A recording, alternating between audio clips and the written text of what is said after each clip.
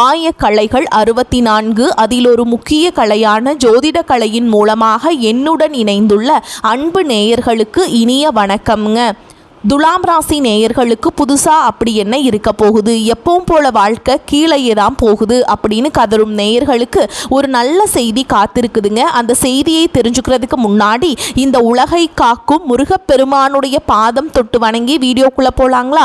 என்னுடன் சேர்ந்து நீங்களும் இந்த மந்திரத்தை சொல்லிட்டே உங்களால் முடிஞ்சதுன்னா கமெண்ட் பாக்ஸில் ஒரு முறை கமெண்ட் பண்ணுங்க. ஓம் முருகா போற்றி, ஓம் முருகா போற்றி, ஓம் முருகா போற்றி.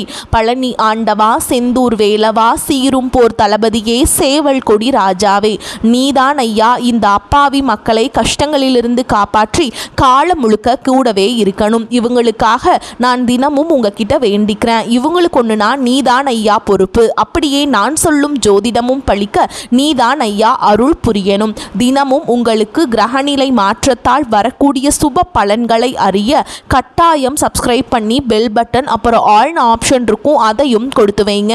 ஒவ்வொரு பதிவும் உங்களைய வெற்றியடைய வைக்க வேண்டும் அப்படிங்கிற எண்ணத்துல தாங்க போட்டுட்ருக்கோம். கண்டிப்பா இனிமே நல்லதே நடக்கும். இனி நமக்கு நல்லது மட்டும் தான் நடக்கும். பொதுவாகவே இந்த துலாம் ராசிக்காரங்களை பத்தி சொல்லணும்னா இவங்க வாழ்க்கையில எவ்வளவுதான் மாறி மாறி உழைச்சாலும் ஓடி ஓடி உழைச்சாலும் அதற்கான ஒரு சரியான மதிப்பு கிடைக்காத ராசியா தான் இவங்க இருக்காங்க.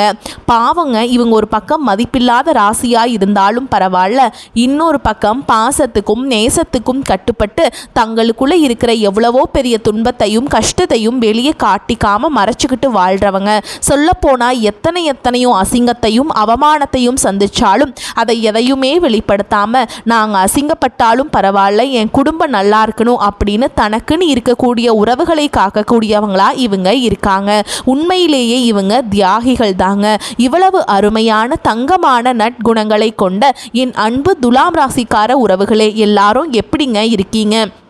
வீட்டில் எல்லாரும் நலமாக இருக்காங்களா?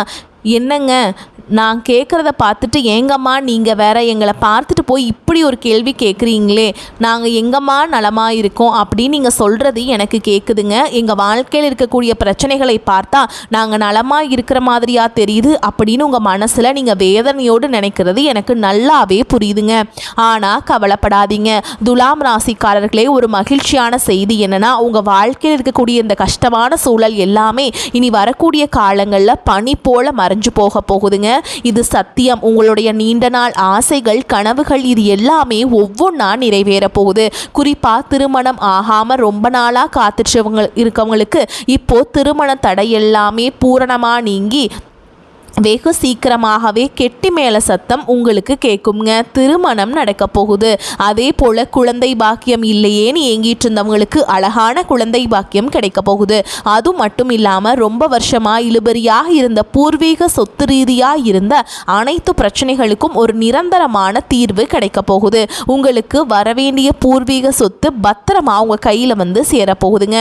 இனி உங்கள் வாழ்க்கையுடைய தரமே மாறப்போகுது. புதுசாக நிலம் வாங்க போகிறீங்க, கார் வாங்க போகிறீங்க. உங்கள் வாழ்க்கையை மற்றவங்க பார்த்து வியக்கிற அளவுக்கு ஒரு அருமையான வாழ்க்கையாக மாறப்போகுது.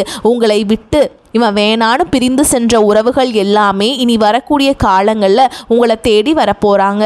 மொத்தத்தில் உங்கள் வாழ்க்கையில் இருந்து அனைத்து பிரச்சனைகளுக்கும் ஒரு நல்ல தீர்வு கிடைக்கக்கூடிய ஒரு பொற்கால மாதமாக உங்களுக்கு இந்த மாதம் அமைஞ்சிருக்குதுங்க. சரிங்க, நம்ம இன்னைக்கு இந்த வீடியோ பதிவில் முக்கியமாக எதை பற்றி பார்க்க போகிறோன்னு பார்த்தீங்கன்னா, நம்மளோட துலாம் ராசிக்காரங்களுக்கு இப்போ ஏற்படுகிற கிரகநிலை மாற்றங்கள்னால அதனால் உங்களுக்கு ஏற்படக்கூடிய லாபத்தை பற்றி தாங்க விரிவாக பார்க்க போகிறோம். உங்களுடைய கனவுகள் பழிக்கவும் வாழ்க்கையில எதிர்பாராத திருப்பங்கள் ஏற்படவும் இந்த காலம் ஒரு மிகச்சிறந்த நல்ல நேரமா அமைஞ்சிருக்குது. முக்கியமா கிரக பயிற்சிகள்னா சுக்கிரன், ராகு, சனி பகவான், சூரியன், புதன், செவ்வாய், குரு பகவான் மற்றும் கேது பகவான் ஆகிய இந்த கிரகங்கள் எல்லாம் உங்களுக்கு எந்த அளவுக்கு சாதகமாக இருக்க போகுது அப்படிங்கிறத பற்றியும், குறிப்பாக 4 கிரகங்கள் உங்களை மிரள வைக்க போகிறாங்க. அப்படி மிரள வைக்க போவதால் அந்த பாதிப்பை குறைக்கிறதுக்கு நாம் என்ன பரிகாரம் செய்ய வேண்டும் அப்படிங்கிறத பற்றியும் இந்த வீடியோ பதிவில் நம்ம ரொம்ப விரிவாக தெளிவாக பார்த்து தெரிஞ்சுக்க போகிறோங்க. பொதுவாகவே துலாம் ராசிக்கு இப்போ 4 கிரகங்கள் பலமாக சப்போர்ட் செய்ய போகிறாங்க. அதில் முதலாவதா செவ்வாய் பகவான் 4வது இடத்துல இருக்கிறதுனால இதில் ஒரு சின்ன விஷயம் என்னன்னா, நீங்கள் முக்கியமான ஒரு ஒரு முக்கியமானவங்க கிட்ட போய் ஒரு உதவி கேட்டால் அது டக்குன்னு கிடைக்காதுங்க. ஆனால் அவங்க மேலே பாசமானவர்கள்கிட்ட போய் உதவி கேட்டால் அவங்க உங்களுக்கு செய்ய வேண்டிய ஒரு கட்டாயம் ஏற்படும். இன்னொரு விஷயம் என்னென்னா, நான்கில் வந்துங்க செவ்வாய் உச்சம் பெறும் பொழுது உங்கள் குடும்பத்தில் இருக்கக்கூடிய வீண் மருத்துவ செலவுகள் எல்லாமே தானாகவே குறைந்து போயிடும். வீட்டில் பெரியவர்களுக்கு உடல்நிலை சரியில்லாமல் இருந்தால் அதற்கான செலவுகளும் இனி குறைய ஆரம்பிக்குங்க. அது மட்டும் இல்லாமல் மண் மற்றும் பூமி சம்பந்தமான லாபங்கள் உங்களுக்கு அதிகமாக கிடைக்கும். ஏதாவது ஒரு பொருளை அடமானம் வைத்து புதுசாக பொருள் வாங்க நினச்சா அதுக்கு எதிர்பார்த்ததை விட அதிக பணம் கிடைக்கும். கடன் பிரச்சனைகள்லேருந்து நீங்கள் முழுசாக வெளிவர ஒரு நல்ல வாய்ப்பு கிடைக்க போகுது. பயன்படுத்திக்கோங்க. அடுத்ததாக பார்த்தீங்கன்னா சுக்கிரன் அவர் பூர்வீக புண்ணிய ஸ்தானத்துக்கு போகிறதுனால உங்களுக்கு பூர்வீக யோகங்கள் அமோகமாக கிடைக்க போகுது. பூர்வீக வீட்டில் போய் இருக்க வேண்டிய ஒரு சூழல் அல்லது கட்டாயம் ஏற்படும். குடும்பத்தாரோடு எல்லாரும் ஒன்றா சேர்ந்து மகிழ்ச்சியாக விழா கொண்டாடக்கூடிய ஒரு சூழல் ஏற்படுங்க. இந்த நேரத்தில் நல்ல மனிதர்களோடு ஆன்மீக பயணங்கள் மேற்கொள்கிறது, ரொம்ப நாளாக நிலுவையில் இருந்த நேர்த்தி கடன் பண்ணுறது, குலதெய்வ வழிபாடு செய்கிறது, இது போன்ற நல்ல செயல்கள் எல்லாம் நடக்குங்க. நான் முன்னாடியே சொன்ன மாதிரி குழந்தை இல்லாதவர்களுக்கு குழந்தை பாக்கியம் கிடைக்கக்கூடிய அற்புதமான நேரம் இந்த நேரமாக இருக்குங்க. வம்ச விருத்தி ஏற்படும். குறிப்பாக ஆண் குழந்தை பிறக்க நிறைய வாய்ப்பு இருக்குதுங்க. கடன் பிரச்சனையில் ரொம்ப தவிக்கிறவங்களுக்கு யாராவது பெரிய மனுஷங்க சிபாரிசு செய்து அந்த கடன் தொகையை குறைக்க உதவி செய்வாங்க. அடமானத்தில் நகை இருந்தால் அதெல்லாம் சீக்கிரம் மீட்டெடுப்பீங்க. கௌரவ பிரச்சனைகள் வந்தால் கூட அதில் சக்சஸ் ஆவீங்க. உங்களுடைய தன்மானம் காக்கப்படுங்க. அடுத்ததாக குரு பகவான் 9வது இடத்துல அருள் பாலிக்கிறதுனால முகம் தெரியாத மனிதர்களால் கூட உங்களுக்கு உதவிகள் கிடைக்குங்க. கௌரவ பிரச்சனைகள் எல்லாமே விலகுங்க. சொந்த பந்தங்கள் மீண்டும் உங்களை திரும்பி பார்ப்பாங்க. மொத்தத்தில் கிரகங்கள் உங்களை கைவிடாது. உறவுகளும் ஆபத்தில் கை கொடுக்கும். சிரமங்கள் எல்லாமே விலகி நன்மைகள் பெருகும். சரி, இதுக்கெல்லாம் என்ன பரிகாரம் பண்ணலான்னு பார்க்கலாமா? செவ்வாய்க்கிழமைகளில் அப்படி இல்லைனா தேய்பிறை அஷ்டமி அன்னைக்கு கால பைரவர் கோயிலுக்கு போய் அவருக்கு மனதார அபிஷேகம் செய்து தயிர் சாதம் அன்னதானம் பண்ணுறது ரொம்ப ரொம்ப நல்லதுங்க. வாய்ப்பு கிடைச்சா வடமாலை பைரவருக்கு சாத்தி அந்த வடையும் சேர்த்து அன்னதானம் பண்ணலாம். இதனால் உங்களுக்கு பிடிச்ச தரித்திரம், கஷ்டம், கடன் தொல்லை எல்லாமே விலகுங்க. உறவுகள்னு பார்த்தா கடகம், துலாம், விருச்சகம், மேஷ ராசிக்காரங்களோட நீங்கள் நெருக்கம் வைத்துக் கொள்வது உங்களுக்கு நன்மையை ஏற்படுத்தி கொடுக்கும். ஆனால் கும்பராசிக்காரர்கள் இப்போதைக்கு உங்களுக்கு செட் ஆக மாட்டாங்க. அதனால் கும்பராசிக்காரங்கிட்ட பழகும் போதும் நீங்கள் கொஞ்சம் கவனமாக பழகுங்க. அதே போல் வேப்ப மரம், ஆலமரம், அரச மரம் போன்ற மரங்கள் இருக்கக்கூடிய சுவாமிக்கு வழிபாடு செய்கிறது உங்களுக்கு ரொம்பவும் நல்லதுங்க. அதாவது ஏதாவது ஒரு புது யூனிட் ஆரம்பிக்க, இல்லை ஒரு விஷயத்தை சக்ஸஸ் பண்ண, பண தேவைகளை பூர்த்தி பண்ண, இல்லை சமூகத்தில் ஒரு உயர்வான இடத்தை அடைய நினச்சிங்கன்னா இந்த மாதிரி மரத்தில் இருக்கக்கூடிய சாமிக்கு வழிபாடு பண்ணுறது ரொம்ப ரொம்ப விசேஷம். இன்னொரு எளிமையான பரிகாரம், அபிராமி அந்தாதியில் இருக்கக்கூடிய 15வது பாடலை உங்கள் வீட்டில் சாயங்காலம் விளக்கேற்றி வைத்து தொடர்ந்து பாடி வர குடும்பத்தில் ஒரு நல்ல நிலைமை ஏற்படும். அன்பு நேயர்களை, எதற்கும் கவலைப்பட வேண்டாம். இப்போ நடக்கிற கிரகநிலை மாற்றம் உங்களுக்கு கண்டிப்பாக நல்ல யோகத்தை தாங்க தரும். உங்களுடைய எண்ணம் போல் உங்கள் வாழ்க்கை அருமையாய் இருக்கும். இது நாள் வரைக்கும் உங்களை வேண்டான்னு ஒதுக்கி வச்ச சொந்த பந்தங்கள் எல்லாருமே இனி வரக்கூடிய காலங்களில் உங்களை தேடி வரப்போகிறாங்க. திருமணம் ஆகாதவர்களுக்கு திருமண தடை நீங்கி உங்களுக்கு ஏற்ற சரியான வாழ்க்கை துணையோடு திருமணம் ஜம்முன்னு நடக்க போகுதுங்க. உங்களுடைய உடல்நிலை ரொம்ப ஆரோக்கியமாக இருக்க போகுது. சுருக்கமாக சொல்லுனா உங்களுடைய வாழ்க்கையே ஒரு சொர்க்க வாழ்க்கையாக மாறப்போகுது. பொதுவாகவே நம்மளுடைய வாழ்க்கையில் கசப்பான உண்மைகளை ஏற்றுக்கொள்பவர்கள் தான் நல்ல நிலைக்கு செல்வாங்க. இந்த உலகத்தை நாம் சரியான புரிதலுடன் கடந்து செல்ல வேண்டும். துலாம் ராசிக்காரர்களுக்கு இந்த பதிவு ஒரு நல்ல வழிகாட்டியாக இருக்கும்னு நான் நம்புறேங்க. சரியான நேரத்தில் சரியான தகவல் கிடைத்தால் அவர்கள் வாழ்க்கையை எளிதாக புரிந்து கொண்டு மிகச்சிறந்த உயர்ந்த நிலைக்கு செல்வாங்க. உங்கள் வாழ்க்கையில் இது நாள் வரைக்கும் இருந்த அனைத்து பிரச்சனைகளுக்கும் ஒரு தீர்வு கிடைக்கக்கூடிய காலகட்டமாக உங்களுக்கு இந்த காலகட்டம் அமைஞ்சிருக்குதுங்க. வாழ்க்கையில் ஒரு விஷயம் புரிஞ்சுக்கோங்க, ஒரு முறை நல்லதை ஈர்க்கும் வட்டத்துக்குள்ளே நம்ம வந்துட்டா தெளிவான பார்வைகளுடன் எல்லா நல்ல விஷயங்களும் நம்மளால் ஈர்க்க முடியுங்க. வாழ்க்கையில் 2 வட்டங்கள் இருக்குங்க. ஒன்று எப்போ பார்த்தாலும் புலம்பிக் கொண்டு கஷ்டத்தை ஈர்ப்பவர்கள், மற்றொன்று அதிலிருந்து மீண்டு வந்து நம்பிக்கையோடு நல்லதை ஈர்ப்பவர்கள். நீங்கள் 2வது வகையாக இருக்கணும். ஏன்னா நல்லவர்களுக்கு நல்லதே நடக்கும். துலாம் ராசிக்காரர்கள் மற்றவங்களுக்காக ஓடி ஓடி உதவி செய்யும் ராசியாக இருந்தாலும் கஷ்டம்னு வரும்போது அவர்களுக்கு யாரும் உதவி செய்ய வரதில்லைங்க. அதுதான் நிதர்சனம். வர 2026 வருஷத்தில் இந்த வருஷம் அதாவது வேலை மற்றும் தொழில் சார்ந்த பெரிய முடிவுகளை எடுக்க வேண்டிய சூழல் உங்களுக்கு ஏற்படும். நீங்க பொருளாதாரத்தில் கொஞ்சம் டவுனா இருந்தா உங்களை மிதிச்சிட்டு போறாங்கல்ல, அவங்க மத்தியில் நீங்கள் யார் என்று நிரூபித்து காட்ட வேண்டும். காலம் நேரங்கள் இப்போ கொஞ்சம் சரியில்லை என்றாலும் வெற்றியை அடைவதற்கான நபராக நீங்கள் எப்பொழுதும் தயாராக இருக்க வேண்டும். நல்லதை அடைவதற்கு, நல்லதை ஈர்க்கும் மனிதனாக இருப்பதற்கும் நீங்கள் எப்போவும் பிரகாசமாக இருக்க வேண்டும். தொழில் சார்ந்த மாற்றங்களுக்கு நீங்கள் தயாராக இருக்க வேண்டும். மாற்றங்கள் நிச்சயமாக வந்தே தீரும். சில நேரம் சரியில்லை என்றாலும் நம்மளுடைய 3 வேளை உணவுக்காக நம்ம வேலை செஞ்சுதாங்க ஆகணும். வேற வழியே கிடையாதுங்க. ஜோதிட கணிப்புகள் நம்ம காதில் விழும்போது அதை எப்படி கையாள வேண்டும், அதை எப்படி வாழ்க்கையில் செயல்படுத்த வேண்டும் என்பதை நம்ம தெளிவாக புரிஞ்சு கொள்ள வேண்டும்.